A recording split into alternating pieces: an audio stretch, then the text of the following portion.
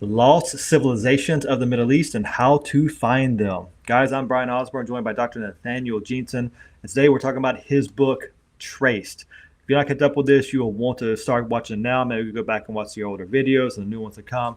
But it's a fantastic series, really showing us just a wonderful confirmation of the biblical truth that we go back to Adam and Eve, and actually DNA genetics really just fleshes that out in a very powerful way. And so we're so excited to dive into this. Again, Dr. Nathaniel Jeanson from Harvard University, PhD in biology, and he's done a lot of research on this, a lot of work, and really brought together so many different strands of thinking and evidence that confirms that biblical history. And so today we're going to be focused on this Middle East and how to find them, those lost civilizations. And we're going to let Dr. Jeanson take it away. I'm excited for it, and you guys are going to enjoy this. Dr. Jeanson, it's all yours. Thanks so much, Brian. And thanks to all those watching and who've been with us before. Even if you're joining us for the first time, I'll anchor all this for you, regardless of your background. Let me begin by saying this is, as Brian's already alluded to, this is part of a larger series we've been doing on this new book, Traced. I've changed the numbering scheme. I think if you look at the previous presentation I've done, I probably called it part 5 or part 6. Anyway, I'm now trying to follow the YouTube numbering scheme.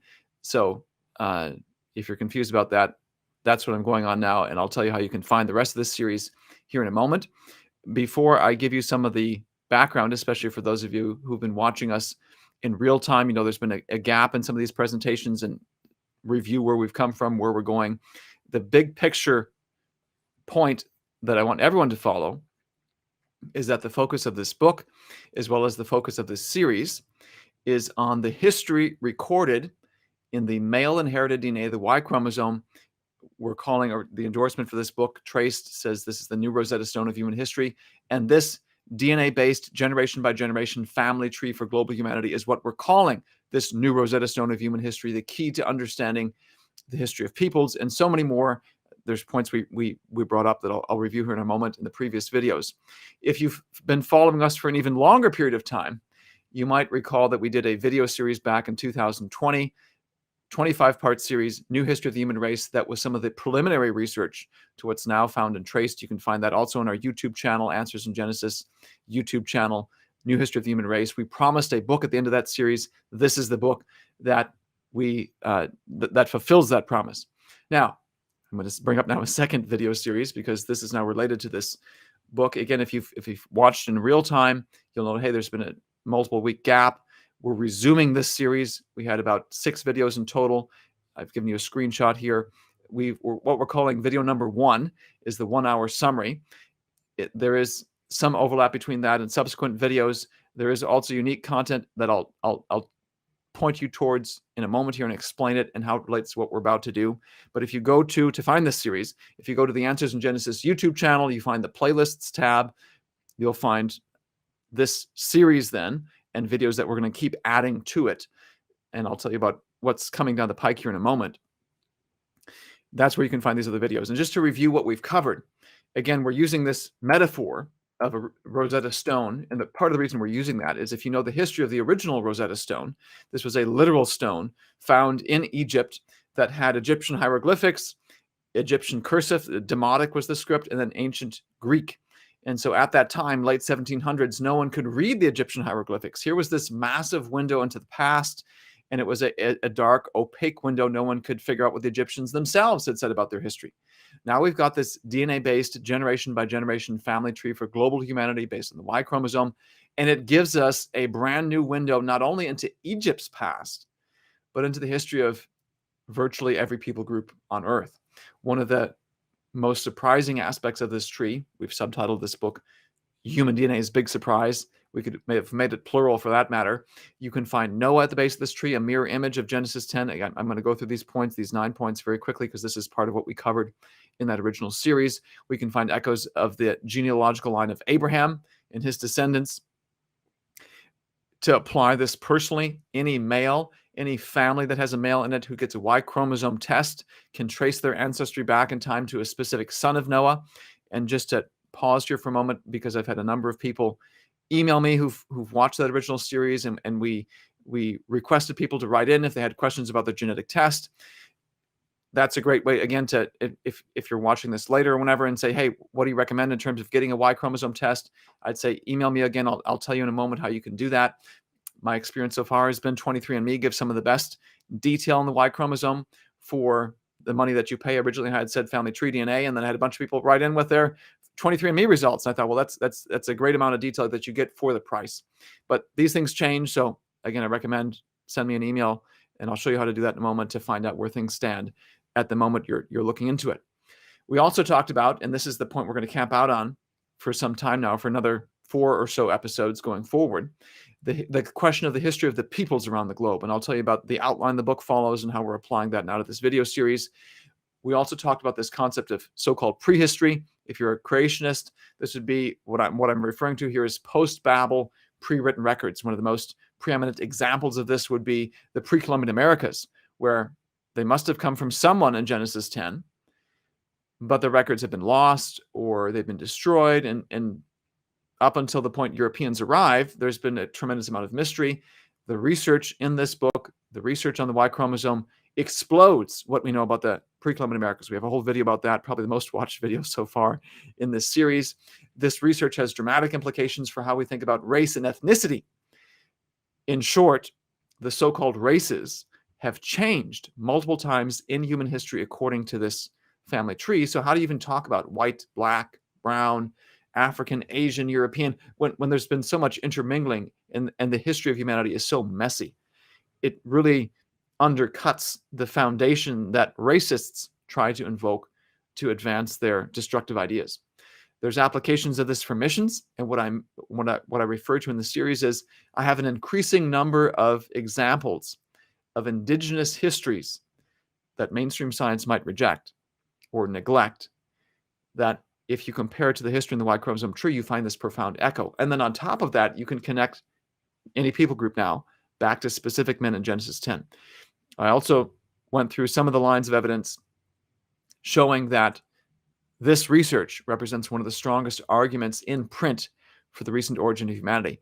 What we're also going to do in this series is go through some of the backstory, try to answer the question, how do we know that this research is true? Why should we trust it? So we'll have probably about 5 episodes that go through that in the future. So there's more justification for this coming down the pike. We'll also talk about some of the critics' responses, because there's been a number who've now written in. And just to whet your appetite, some of their seminal arguments actually turn out to be a tremendous gift to the creation science community. I say it's a gift because it was an unforced error, an unforced gift, really, for lack of a better term, to the creation science community. They've helped the cause in ways I wouldn't have anticipated. And that really relates to this last point. We're now witnessing the dawn of a new era in the creation evolution debate. Not only are creation scientists making predictions, they're taking the lead, they're making major scientific discoveries. And again, when we get to some of what the critics are saying, I think what you'll see is they're actually helping me make my case in ways I never could have asked. So if you want to engage this some more, you have a DNA test, or you want to participate in future research, again, I want to emphasize this. We've had about 450 people respond this way already. Been great. We've already got some study groups that are forming as a part of this. There's a Native American study group, because we had about 6 Native Americans respond and say, yeah, we want to help uncover more of this research. And again, the indigenous histories themselves will play a key role in this going forward. There's a possibility we might form an East Asian study group. There's global implications for all of this, and I'm really excited about those who've caught the vision for this, want to advance it going forward. This book really is the beginning of research that will likely last the rest of my life. So if you go to this website, answersingenesis.org/go/traced, click on that link, Hidden History of Every People Project. It'll take you down, or if you just scroll down on that page to a place where you can enter your name, email, message, goes straight to my inbox, and I've been corresponding with a number of you already this way. Would love to see this grow even more. So where do we go from here? Let me tell you how the videos relate to what's in the book. Again, this book is first and foremost a history book where we try to uncover the history of peoples, not just of politics, of cultures, of religious beliefs and these sorts of things, but of the peoples themselves. And there's 7 civilizations or cultures that the book follows in its core chapters, one basically from each major region or continent. And we've already covered about 3 of those civilizations that cover a number of chapters. So if you watch episode 1, that's the place to find the history of Africa, of Egypt. This covers basically chapters 5 and 6, parts of it. Again, we can only give you an elaborate preview of what's in the book. There's so much more in it. In episode 3 of this YouTube series, again, I'm using the numbering that's according to how we've laid it out on YouTube. We talk about the history of Europe, following the question of what happened to the ancient Romans, which highlights some of the key research from chapter 7. In episode 4, we talk about the history of the Native Americans. That's some of that prehistory aspect, but it touches on some of the highlights from chapter 12. Now, where we're going to go now, today and in episodes following, is to finish those 7 civilizations, give you a preview of these other regions, the Middle East, history of the peoples there, also in South Asia, in East Asia, and the Pacific. And that'll give you then a fairly comprehensive overview of what the book covers. So that's one sort of mini section in where we're going to go from here.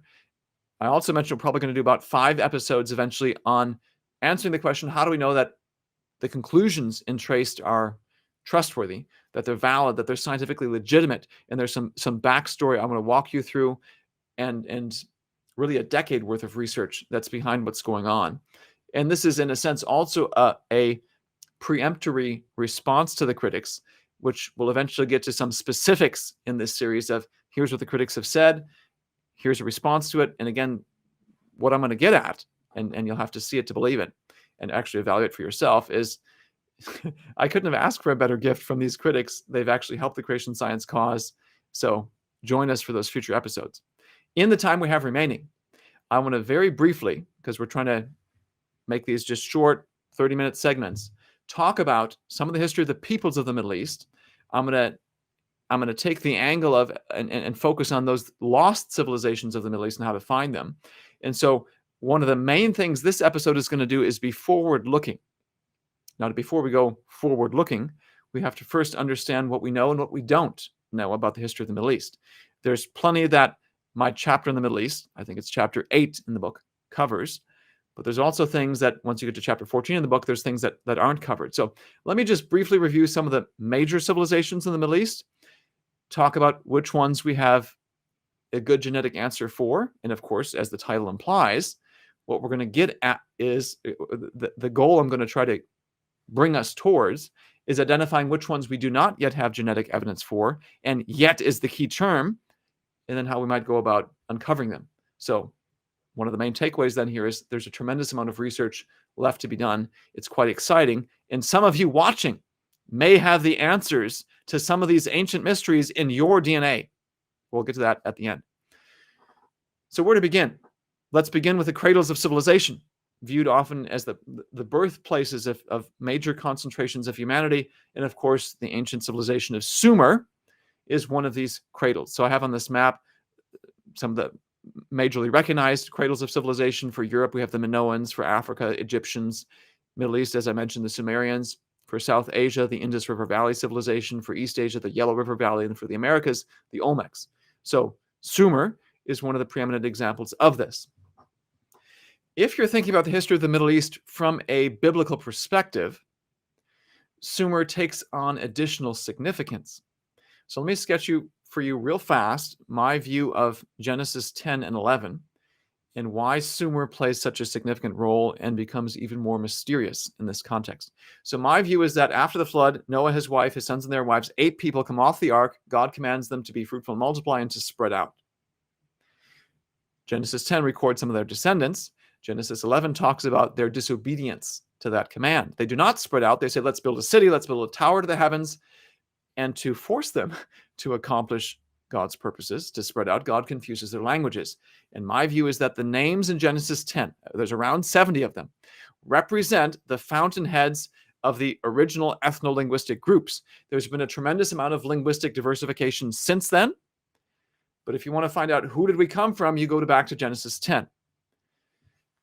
One of the linguistic echoes, I think, of those events is how languages are classified today. So today there's, I think, more than 7,000, maybe even 7,700 languages in the globe today. A massive increase from those original groups. So how do you identify who these language speakers came from? If you classify languages into families, So English is part of the Indo-European language family. And I think there's probably over 400 languages in the Indo-European language family today. The number of language families is a good first approximation, I think, of getting you closer to who these men correspond to in Genesis 10.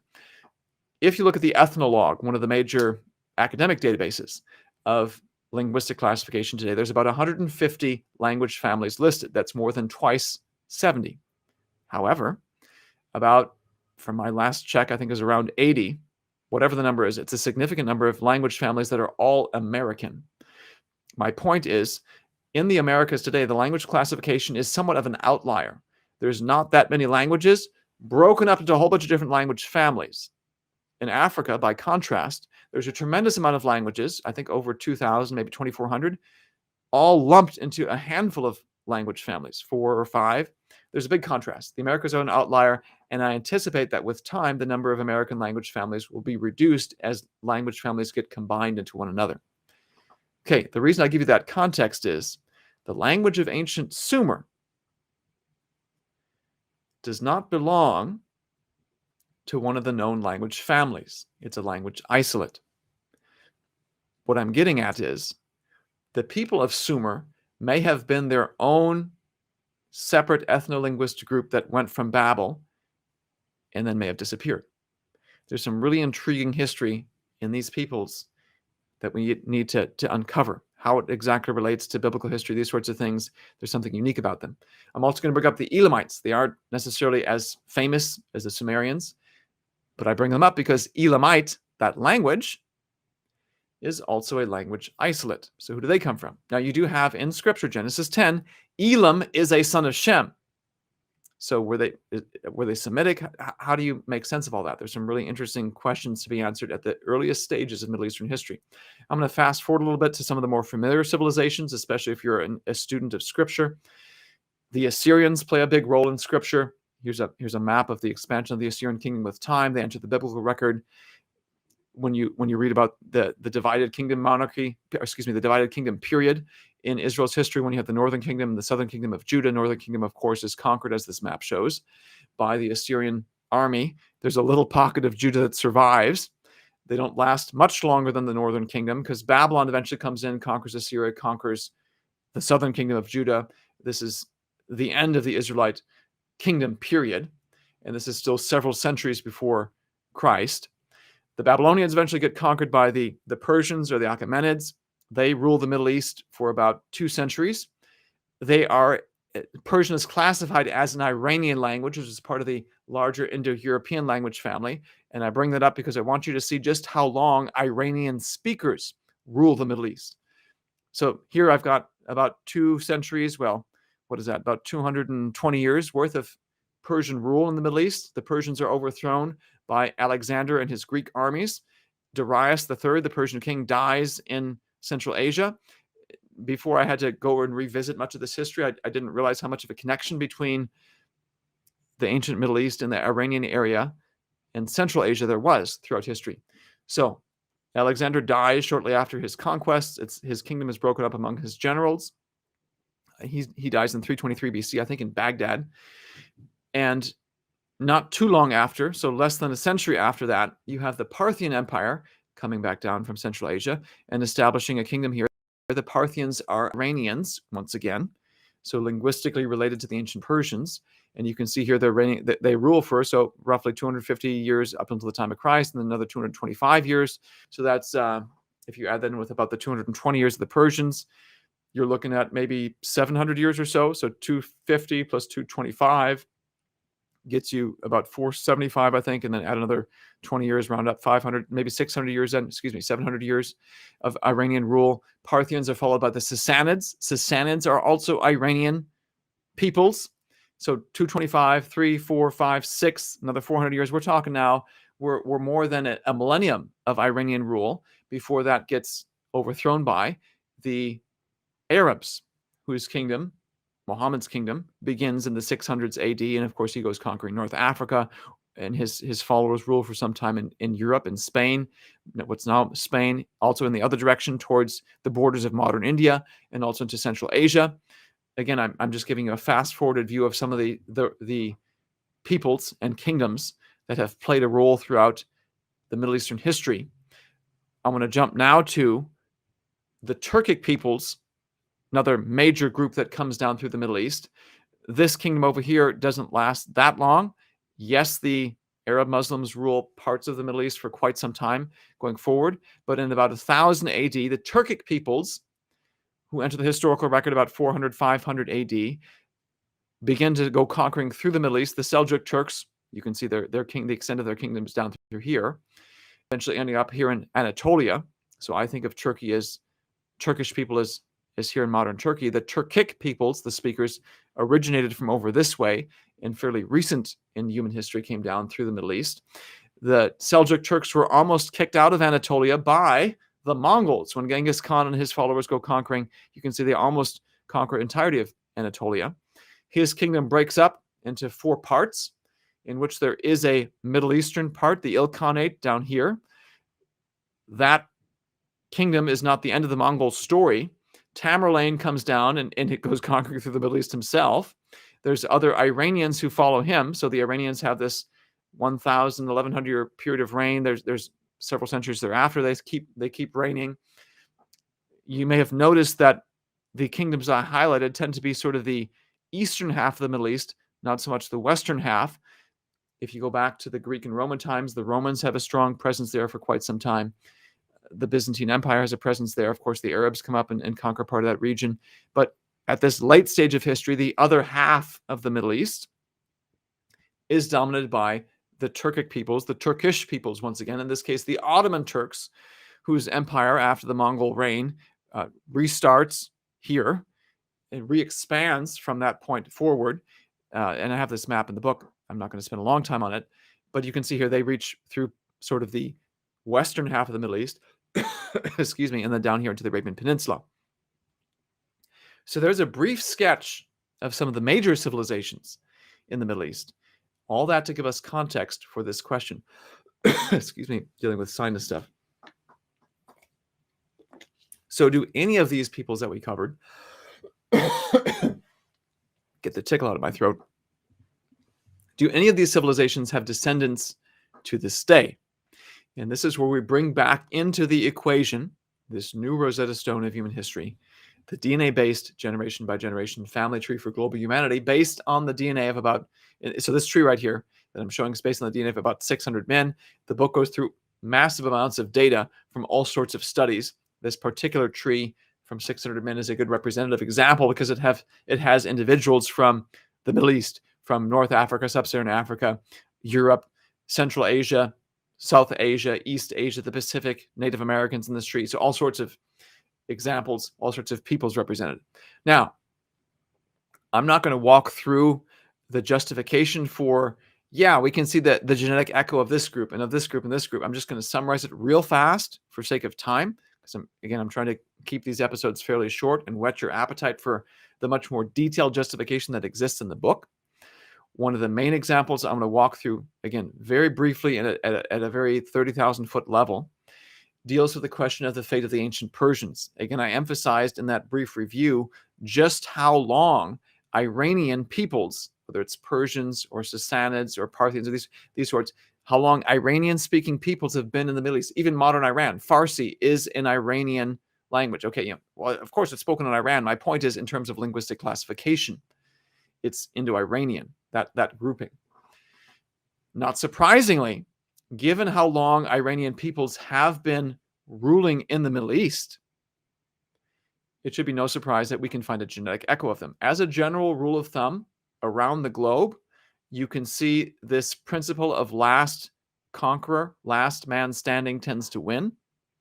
Not always, it's not an inviolable rule, but if you rule for a very long time, and especially if that long period of time extends close to the present, there's a good chance you will find a genetic echo of those peoples. And then to apply that same principle in the opposite direction, if you look backwards in time, those who ruled the shortest, who've had no political sway for thousands of years, those people are harder to find. And anyway, that's the preview. I'll get to the specifics here in a moment. I'm going to draw your attention to a branch of the tree known as J2. And just to explain the system for labeling these branches, because it's helpful to review this. The scientific community has adopted as a general rule of thumb the methodology that for very deep branches on this Y chromosome-based tree, male inherited DNA-based tree, you assign semi-arbitrary letters of the alphabet. So I in blue here is a deep branch that separates from J. Well, if a branch subdivides like J does, you then assign a number, J1 here in this very light blue, J2 here in this darker green. If J2 further subdivides, which you can probably see here, maybe if you squint depending on your screen size, J2A, J2B, and this letter number system keeps working so that at a glance you can know exactly where you are on the tree. So that's why that's the methodology behind these labels. J2 is the one that happens to be at significant levels in the Middle East. What I walk through in the book is some of the data from the details of these branches. In this particular image that I'm showing you here, I've got two different colors displayed. This is taken from the 1000 Genomes Project, a different tree in which you have J2 individuals. You've got represented here in this J2 branch Europeans and South Asians. And the South Asians come from, there's Gujaratis who hail ultimately from India, Bengalis from Bangladesh, Telugus from India, Sri Lankans, and so on. Europeans include Italians, British, Spaniards, and such. Anyway, you can see these labels on the tree, and you can see them in detail in the book. The bigger point that I want you to see here is that if you step back for a moment, what should be obvious is that there are clusters on this tree. The Europeans tend to cluster together. The South Asians tend to cluster together. And we can assign dates here. And I should emphasize here again, the dates in the book are based on the overall young Earth timescale. So here, this date right here, AD 800 to 1200 is what I'm saying, is when this cluster of Europeans seems to separate from the cluster of South Asians. You get a dramatically different set of dates. The evolutionary timescale would put, for example, these dates right here and here and here, not just a few centuries ago, or maybe a millennium ago. They would say these separations occurred 10,000 to 15,000 years ago, long before what we would call the history of civilization ever gets started. And so one of the points, just to give you a preview of what I'll show in this forthcoming mini-series within our larger series about how do we know this is true, one of the things I try to show in the book is that the young Earth timescale assigns dates to branches on the tree. This overall short framework leads to dates in the tree that make sense of human history. You can see real echoes of known events from human history on the tree in a manner that you can't when you have the mainstream timescale. Okay, long story short, number one, we've got these clusters. You've got Europeans on one side, South Asians on another. How do you explain it?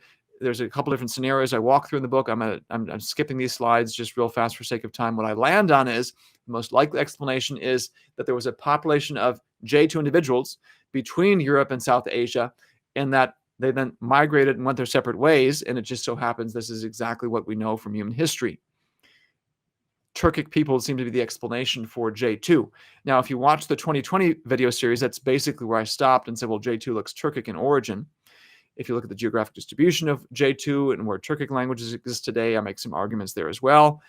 What's new now compared to 2020 in this research is I walk through evidence that haplogroup G fits some of the identical criteria as J2. You can overlay the distribution of G and J2, and there's a lot of overlap. You can look at the branching structure of G, and there's a lot of overlap. Clusters of dark pink Europeans and light pink South Asians, and the timing of these separations, there's a significant overlap between the timing of the separations and J2. And anyway, I've gone through this very quickly just so you get the broad picture. There's two good candidates for the Turkic lineages. And what I land on in the book is that G is the best candidate I have for the original Turkic peoples. Well, how come they have J2, and who does J2 correspond to? Well, remember that even in Middle Eastern history, when the Persian peoples are overthrown by Alexander, Darius III is killed by Central Asian peoples up there, not in Iran, but up, I think it's the Bactrians, the Sogdians, I forget who, up there in the modern stans, Turkmenistan, Tajikistan, Kazakhstan, that area right there, that's where he is, which probably means then Persian peoples and Persian lineage end up in Central Asia. That's where the Turkic peoples then probably start intermingling with them. Long story short, J2 and its relative J1 connect to, deeper in history, haplogroup I, around the time of the patriarchs, which looks like an indigenous European lineage. And I'm going through this fast. I'm not expecting you to follow all this. My point is what I landed on in the book is that J2 looks like it's part of a larger structure in the DNA-based tree that at multiple points fits what we know about the history of the Indo-European peoples. Mainstream history would say the Indo-Europeans originated somewhere in this area up here, and then deep in history went their separate ways, one group going to Europe, another group going down into Iran and into India. And this is a diagram from the book. All that seems to fit. So J2 is my best candidate for the ancient Persian and in general the Iranian peoples. And that's one example of how I go about reaching these conclusions. An example from one of the most prominent civilizations in the Middle East, Iranian peoples who've ruled for over a millennium, and including up close to the present, which is a great way to guarantee that your DNA keeps going and is found today. So of the peoples that we looked at, and again, for sake of time, I don't have time to justify these conclusions. Sumerians, Elamites, Assyrians, Babylonians, Persians / Iranians, the Arabs, the Turks, the Mongols. I've kind of given those in chronological order. I argue in the book that we have genetic echoes for a number of them, and in general, especially the later peoples. I talk about the Mongols likely having some sort of connection, or at least the Mongol migrations having some connection to a haplogroup known as R1a. I just mentioned that the Turks look like they belong to haplogroup G. There's a couple of different haplogroups, J1 and E1B1B, that seem to be Arab. And by the way, if you're watching this with subtitles, because I've spoken about 400 of the Arabs, and if you're watching this, I have promised that there will be some Arabic language histories we're going to put eventually online. I've got a guy who's going to translate for me, so stay tuned for that. If you're wondering more about this Arab question and you're Arabic speaker watching subtitles, yes, there's more coming. I said there would be, and we're still going to do that. And of course, then J2, I'm back to our story here about what are the genetic echoes of these ancient peoples. I can get us back that far. I think reliably assign branches, or I should say, if you look at the dominant branches in the Middle East today, we can make some pretty strong cases and associations with these peoples. Excuse me, wrong direction. These peoples. But I don't have anything to say in the book about these, which once again, these are peoples who ruled the Middle East a very long time ago, were overthrown, and basically have not been politically in charge since then. So at the moment, I do not have any good candidate branches for them. All the branches that we've been discovered can be assigned, I would say, rather strongly to other people groups. So why bring them up? Around the globe today, not just in the Middle East, 99% of today's men have yet to get a Y chromosome test. In the Middle East alone, by my estimates, looking at Encyclopedia Britannica, reports on population numbers for the various countries here in the Middle East, basically this section right here, Iran, Turkey, and the heart of the Middle East, the Arabian Peninsula. There's about 350 million. If we say half of them are males, that means there's more than 175 million males in the Middle East today, and less than 1% of them have a Y chromosome test. There are still over 100 million males who have yet to be tested genetically. Or if you're of Middle Eastern descent and not in the Middle East, but maybe in the United States or elsewhere, and you're watching this, you may still have in your DNA the genetic echo of the Assyrians or of the Sumerians, of the Elamites.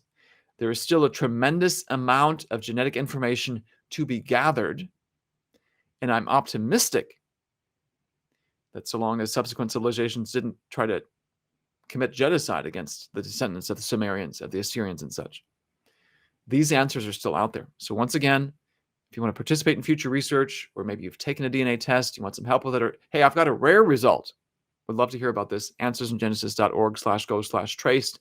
You can scroll down or just click that button, enter your name, goes directly to my inbox. We'd love to talk to you more about it. This series, once again, is a preview of the highlights of this new book, Traced. I'm happy to announce. So part of the reason for the break in this series, if you've been watching this in real time, is we sold out of the first printing rather quickly. The second printing should be here. I think right now Amazon says June 22nd. I think it should be here by May 30th. So if you're watching this later on binge watching, it may not be relevant to you, but if it is real time, it may already be back in stock. I'm pleased to say that. And I'm also pleased to announce that we have an audio version of this. I should say an enhanced audio version. We have a professional who read the text of the book, and because the 235 images in this book, which maybe I'll stop sharing my screen now so I can show you this. The 235 images in this book play such a big role, the color plates here. And I don't know if you can see this here on my camera. Really, the central chunk, the central half of the book is these color plates. The enhanced audio book is downloading those images plus having someone read it aloud to you. So back to sharing my screen here. That's the main focus of this series. I've also published another book called Replacing Darwin. Here we go. That is not a prerequisite to read Traced, but as we go on in this series and talk about some of the backstory, the science behind Traced, there's a very organic connection between this book and the one I just published. I wrote this for people who don't agree with me. 10 chapters of science. If you're a believer, a creationist, you say, just give me the Cliff Notes. That's what this book is. I've given you a way to contact me by email and such. Goes directly to my email. If you want to find me on social media, I'm on multiple platforms on Facebook. I don't know how much longer, given the views I espouse. You can find me elsewhere. I really appreciate your attention. There's a lot more that's coming down the pike in terms of the series. Like I said, there's more coming in terms of other civilizations and cultures to cover. There's some of the backstory to this that's to cover, and some spicy stuff dealing with the critics. So I hope our viewers will join us for more. All right, guys. Well, that was awesome. I love seeing this clear connection between genetics and the Bible, how it confirms the Bible. I love how in this research, Dr. Jeanson really brings together history and science and the Bible in such a powerful, vivid way, making really your biblical faith come alive in a new way. It's so tangible. You see that connection to humanity through the Y chromosome.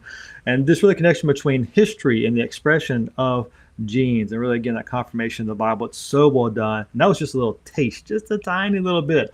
And there's so much more to come later on down the road. So many previous episodes as well that you can tap into and watch those and get more of this information. And of course, it's this book right here, the coveted copy of Traced, which are out of print right now, but they're coming back really soon. We're excited about this.